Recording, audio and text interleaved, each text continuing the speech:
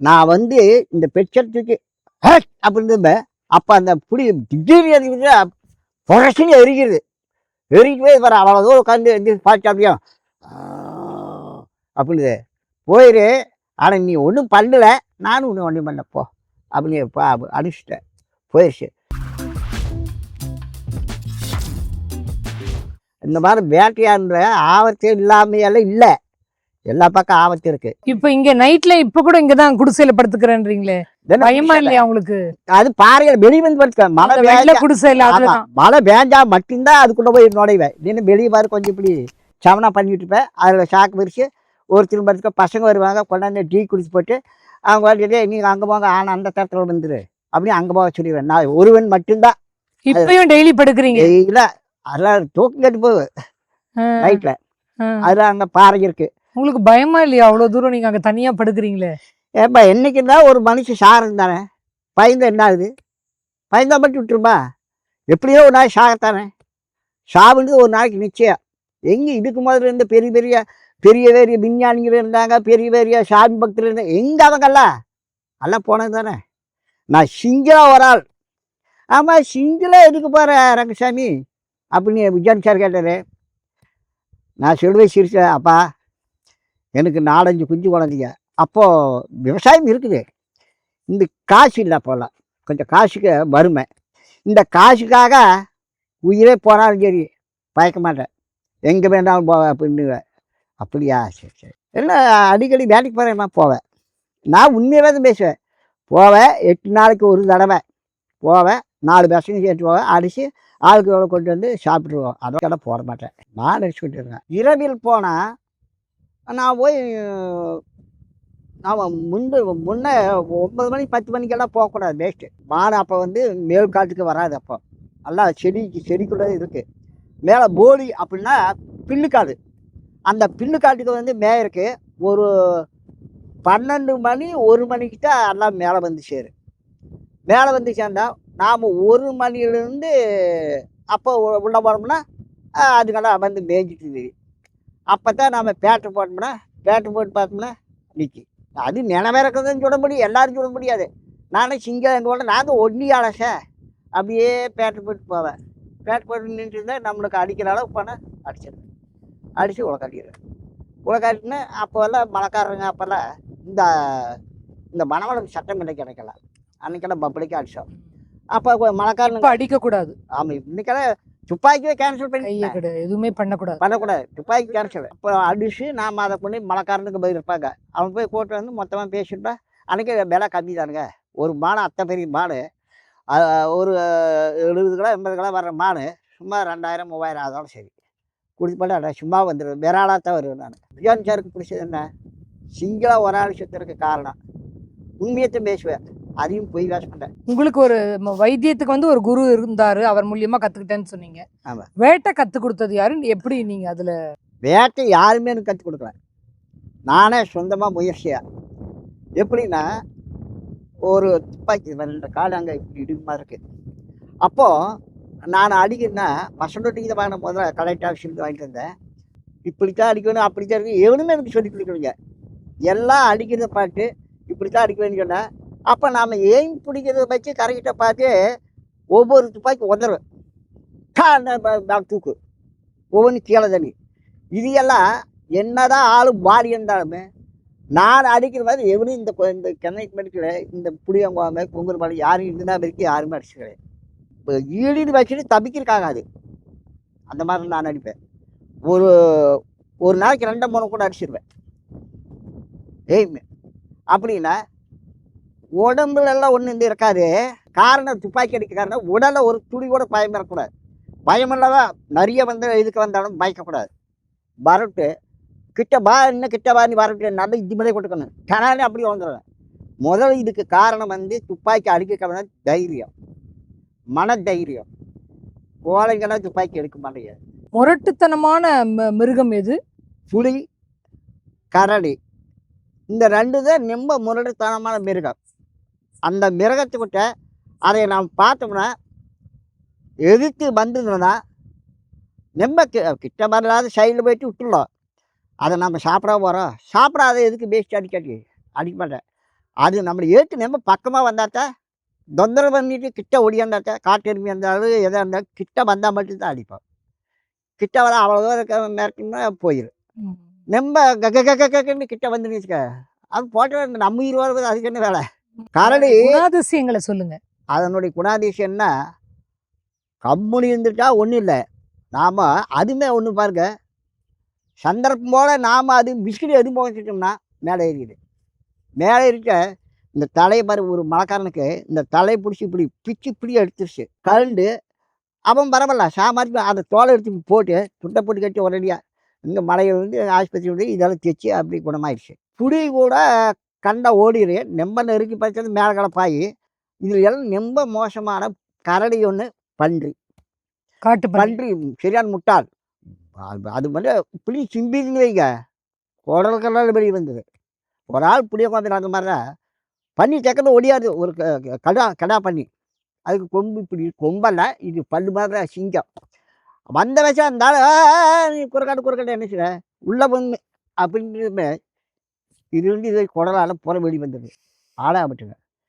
அதனால் பண்ணி அடிக்க சொல்லி அரசாங்கத்தில் முஜானிக்கா இருக்கிற பிடிச்சி ஏறங்க சாமி கர்நாடகா கேரளாவெல்லாம் அடிச்சு வச்சுருக்காங்க, இங்கே கொடுக்க மாட்டேங்கிறாங்க, கேட்குறாங்க கொடுக்க மாட்டேங்கிறாங்களே.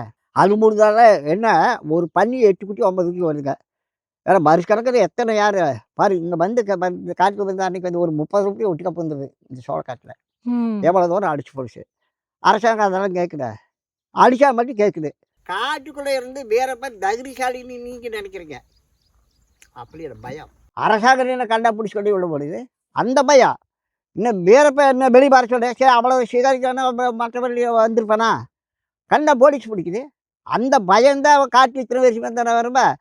இன்னும் அவனுக்கு வேற பயமெல்லாம் எதுவும் கிடையாது. அவர் பண்ணது ஒரு முட்டாள்தனம் தான். இப்போது ஒருத்தர் கொலை பண்ணி போட்டான். நேரடி நாம் இந்த மாதிரி இருந்தது நான் அவனை கொலை பண்ணி போட்டேன்னா ஒரு 10 வருஷம் 12 வருஷம் இருந்து போட்டு கூட வெளியே வந்துடலாம்.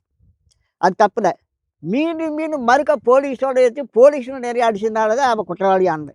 மீண்டும் போலீஸ் தேடி பிடிக்கிற போது சிக்கியிருக்கலாம். சிக்கி போய் அங்கே தண்ணீர் அனுபவிச்சிருக்கலாம். மீண்டும் போலீஸ் அதிகாரிகள் கொள்றது என்ன வரிசை அடுத்தடுத்து பண்ணும்போது அப்புறம் கொலகாரனானா அப்புறம் பாங்காடு குடிக்கிறேன்னு பப்ளிக்கு தீர்வானுங்க. கொலகாரனானா யார் நீங்க நானுங்க அரசாங்கத்துக்கு அது பேர் சொல்லுவா. அரசாங்கத்துக்கு 5 ரூபாய் நம்மளுக்கு செஞ்சு ரூபாய்ன்னு. அது மாதிரி அரசாங்கத்துக்கான எப்பேருக்கான கோடிக்கணக்காக செலவு பண்ணி கொண்டு போட்டாங்க போட்டாங்களா. அதுதான் நான் சொல்றது. எம்ஜிஆர் ஆட்சியில் கூட அவன் சந்திரகட்டை சமக்கரா அது விட்டு தொடங்கி அது வேண்டாம். இந்த அம்மா வந்தோடனே பிடிச்சா ஆகணும் ஒரே கண்டு விட அத்தனை பணம் செலவு பண்ணி பிடிச்சாச்சு. எத்தனை பேர் அதனால் அவங்க பலியாயிருக்காங்க தெரியுங்களா. எத்தனை பெண்கள் மலை ஏரியாவோட அத்தனை பெண்களை அவமானப்பட்டுருக்காங்க. காட்டுக்குள்ள போகும்போது போயிட்டு ரொம்ப நாள் திரும்பியே வரமாட்டீங்க. அந்த மாதிரி நீங்க காட்டுக்குள்ள போகும்போது என்னெல்லாம் பார்த்தீங்க? அதை வச்சு உங்களோட வைத்திய முறையை நீங்க எப்படியெல்லாம் நீங்க அடுத்தடுத்து கொண்டு போனீங்க? காட்டுக்குள்ளே பட்டைங்க இருக்கு, மரப்பட்டைங்க. பாம்பு கடிச்சுன்னா உனக்கு அந்த இடத்துல சில பொருட்கள் கிடைக்காது. இந்த விஷத்தன்மையை தாக்க பிடிக்கிறதுக்கு நாம் வீடு வந்து ஜாலியாக கூட ஆஸ்பத்திரி போட அது சாப்பிட்றோன்னு சாப்பிட்டுக்க. அதுக்கெல்லாம் அங்கே ஒரு மரம் இருக்குங்க, ரோட்டில் இருக்கு, சரக்கொன்றை அப்படின்னு. சரக்கொன்றைன்னு மரம் இருக்கு, பட்டை மாதிரி இது மாதிரி நாம் ரோட்டோட வச்சுருக்காங்க. இப்போ அது அந்த பட்டையை ஒரு 2 இஞ்சி தட்டி வாயில் போட்டு கல் வச்சு தட்டி, நம்ம பல் இல்லைன்னா கல் வச்சு தட்டி வாயில் விட அந்த உண்மையில் நேரம் மட்டும் உறிஞ்சிட்டு இருந்தால் சேராது. ஏறவே ஏறாது. என்ன பாம்பா இருந்தாலும் ஏறாது. எந்த பாம்பா இருந்தாலும் நாம் ஒரு அடி ஊட வந்து சேர்ந்துக்கலாம். அப்புறம் அதுக்கு மேலே வைத்தியம் பார்த்துக்கலாம். அப்போது நாங்கள் போனோம்னா இந்த துப்பாக்கி கொண்டு வரோம்ல, அந்த கட்டுப்பைனுக்கு மருந்து இந்த சாதாரண பொருள் போகிற கட்டுப்பைனு, அந்த கட்டுப்பை கூட என்னென்ன இருக்குது. நாம் நைட்டில் சுற்றுறோம், எது கடிச்சா எது நம்மளுக்கு தேவைப்படுது. பாம்பு கடிச்சா இல்லை தேள் கடிச்சா இதுக்கு என்னென்ன ரெடி வச்சுருப்போம். பாம்பே கடிச்சிட்டாலும் சீந்தில் கொடி, சீந்தில் விதை நாவாம்ப ஒத்துலாம் தெரியும். அதுலேயும் ஒன்று சொல்லுங்க, 4 பல்லு பட்டுட்டா நாவாம்பு 4 பல்லு பட்டா அதுக்கு மருந்து இல்லை அவுட்டு. 3 பல்லெல்லாம் பட்டா பொழைச்சிக்கலாம். அது நாவாம்புட்டு ஒரு பழக்கம். இப்படி கொத்துனா சாக மாட்டேன், இப்படி சாசி கொத்தினா ஆள் அவுட் ஆயிரு. சாசி கொத்தினா இந்த 4 பல்லு பட்டுரு. நெட்டை கொண்டு பல்லு 2 3 தான் பல்லு. அப்போ 3 பல்லு பட்டாதான் பொழைச்சிக்கலாம். ஆனால் இப்படி சாச்சி கொத்தின்னு வைங்க, சாச்சி கொத்தி 4 பல்லு ஏறிட்டா அவுட்டு. இப்போ நாம் இது 3 பல்லெல்லாம் பட்டா நான் சொல்கிற விதை இருக்குது அங்கே இருக்க. அப்படியே அந்த விதையை பல்லு இருக்கிறவங்க தான் மெண்டு ஒரு 6 விதை மெண்டு அப்படியே முடிக்கிட்டு வந்துடலாம், ஒன்றும் ஆகாது. விஷமே வராது. எந்த பாம்பு கடிச்சிட்டாலும் சரி. அது வந்து சீந்தில் கொடி. சித்தாவுல வந்து அது கிருஷ்ண பரமாத்மா தான் அப்படி அந்த சீந்தில் கொடியோடய முதல்ல எந்திரிப்பாரு. அதுதான் முதல் மருந்து. சீந்தில். அது அது வந்து ஆகாய கருடன். அது வந்து அந்தரமா தூக்கிட்டு விழுதுட்டு வருவாருங்க. அது வெட்டிய மாட்டாங்க. மறுக்க அதுலருந்து விழுது வரும். அது 3 விதை. 6 விதை. அது எப்பவுமே பையில இருக்கு. இப்ப எத்தன நாளைக்கு நாம அங்க போயிருப்போம்? அது நம்மளுக்கு ஒரு கணக்கு. இன்னைக்கு போய் 3 நாளைக்கு இருந்து போட்டு நான் வந்து 3 நாள்ல ஏதோ ஒண்ணு அடிச்சிடுறோம். அப்ப 3 நாளுக்கு உண்டான சாப்பாடு என்ன ஆளுக்கு ஒரு ஆ ஒரு ரவண்டுகளா இருந்தா போதும். 2 ரவண்டுகளா எடுத்து வரதுக்கு அது உண்டான பருப்பு இதெல்லாம் எடுத்து வரோம். அதே சரியா போகும். 3 நாள்ல அது ஏதோ ஒண்ணு அடிச்சா நம்ம கொண்டு வந்துருவோம். ரொம்ப நாளைக்கு இருக்க மாட்டாங்க. 2 நாள், 3 நாள். அதோட சரி. ரொம்ப நாளைக்கு தங்கிட்டு இருக்க முடியாது. ரொம்ப நாளைக்கு தங்கிட்டு இது கெட்டு போயிருமே, கறி கெட்டு போயிருமே. அதனால 2, 3 நாள்ல எடுத்துட்டு கொண்டு வந்து இங்க சேல்ஸ் பண்ணிருவோம். இல்லைங்க, வைத்தியத்துக்காக போம்போது நான் கேட்க வரேன். இப்பல்லாம் போறீங்கல்ல. வைத்தியத்துக்கு நான் போறது பாங்காட்டுக்குள்ள நான் போனா வேறு வேறுகள்லாம் வேணும்னா அந்த பாங்காட்டுக்குள்ள போய் நான் ஒருத்தனை கொண்டு வந்துருவேன். ஆணை இருக்கு, அது இருக்கு, இது இருக்கு. பார்த்து தான் போகணும். அதுக்கு நெடுவு சுழிவு கண்டு நாம் அது கண்டு தான் விளங்கி போகணும். அதுக்காக நேராக போக முடிக்கலாம். வேறு பாங்காட்டு கூட வெளிப்பக்கம் ஆத்தோரத்தில் இருந்ததுன்னா அங்கே போவோம். காட்டு பகுதியிலேருந்து இங்கே போகணும். மார்கழியிலேருந்து இந்த பற எல்லா மருந்து எடுத்துக்கலாம். மார்கழி பிறந்த உடனே என்னன்னா பூரா தலைங்கி கொட்டக்க ஆரம்பிச்சிடும். மார்கழியிலேருந்து அந்த பக்கம் ஒரு 3 மாதத்துக்கு அப்போ மருந்து சரி எடுக்க முடியாது. ஆனால் தலைங்க எல்லாமே காஞ்சி போயிடும். வறண்டு கொட்டிடும் மார்கழி மாதத்தில். அதுக்கு முதல்ல நாம் தேப்படுற அளவுக்கு எடுத்து வச்சுக்கணுதா. அதுக்கு வந்து நம்ம தேவைக்கு அன்னாடம் போக முடியாது. அதுவும் பச்சை தலையில் கொடுக்கறது ஒரு வித்தியாசமாக தான் இருக்குது. அதை காய வச்சு சோர்ணமாக கொடுக்குறது அது ஒரு வித்தியாசமாக இருக்குது. எதையும் எப்படி கொடுக்கணும் அப்படி கொடுத்தா டக்குனு கேட்கு. நாம் பச்சை கொடுக்குறத காய வச்சு கொடுத்தோம்னா அது சரிப்படாது. அதில் பாதி சக்தி போயிடும். அதுவுமே வெயில் காய வைக்கக்கூடாது. நிழல்ல ஒரு 2, 3 நாளைக்கு அப்படியே பரவி விடணும். அது கொஞ்சம் லேசாக உணர்ந்த பிறகு ஓரளவுக்கு நான் இப்படி தொட்டால் கொஞ்சம் ஒடிகிற மாதிரி இருந்தால் அப்புறம் ஒரே நாள் வெயிலில் போட்டோன்னா நம்ம சோர்ணம் பண்ணிக்கலாம். நான் வந்து துப்பாக்கி சித்தன் எல்லாம் பார்த்துருக்கேங்க. அப்ப பார்க்கும்போது அவர் என்ன சொல்லுவாரு, முஸ்கொந்தி அடிச்சு நாங்க குடிப்போம். குடிக்கும்போது இந்த ரத்தம் குடிக்கும்போது உள்ள வந்து விறுவிறு விறுவிறுன்னு ஆகும். அந்த விறுவிறுப்பு அடங்குறதுக்காக இங்கேயும் இங்கிட்டும் அங்கிட்டும் அப்படி ஓடுவாரு. அப்பதான் அது அடங்கும் அது அப்படின்னு சொல்லுவோம். அப்போ அந்த இழப்பு அடங்கணும். அப்ப நீங்க சொல்றதை பார்த்தா அவருக்கு இழப்பு சைனஸ் இருந்ததுன்றீங்க. இது வந்து இழப்பு ஏங்கல்ன்றது வந்து அதுல 13 வகை இருக்குங்க. ஏங்கல், இழப்பு, சைனஸு, சைரோகம் எல்லாம் ஒன்றாத. அது ஒன்றுக்கு ஒன்று படிப்படி ஏறத. சரி, டாக்டர் வரிசையாக கொட்டையெடுத்து பண்ணுறேன். வெள்ளை நோய்க்கு மருந்து கொடுக்கப்படும். அதுக்கு கீழே என்ன பண்ணுறேன், வெள்ளை நோய்க்கு கருது எடுக்கும், ரத்த மூலத்திற்கு மருந்து கொடுக்கப்படும். அதே போல் மார்பு வலிக்கு மருந்து கொடுக்கப்படும். அதுலேயே கீழே ரத்த மூலத்திற்கு மருந்து கொடுக்கப்படும். அதுலேருந்து உங்களுக்கு என்ன இது காரணம் எல்லாம் ஒன்றாத.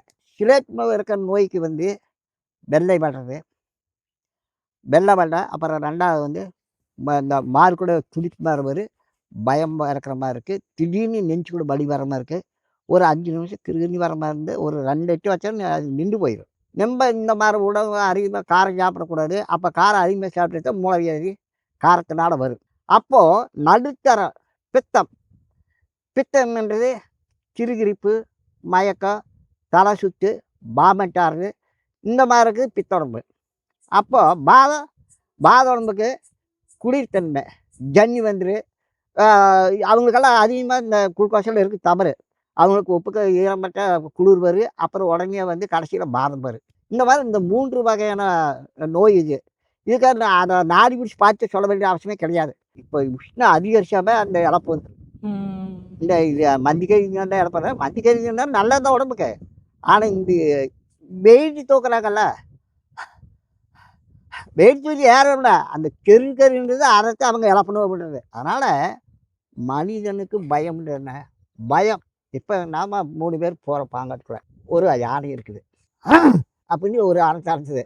நான் பாட்டுக்கு நான் தகுதிட்டு பரவாயில்ல அப்புறம் நீ கிடுக்கிட்டு நடுக்கிறீங்க. அதே எப்படி நான் கம்பெனிக்கு உங்களுக்கு என்ன நடுக்க?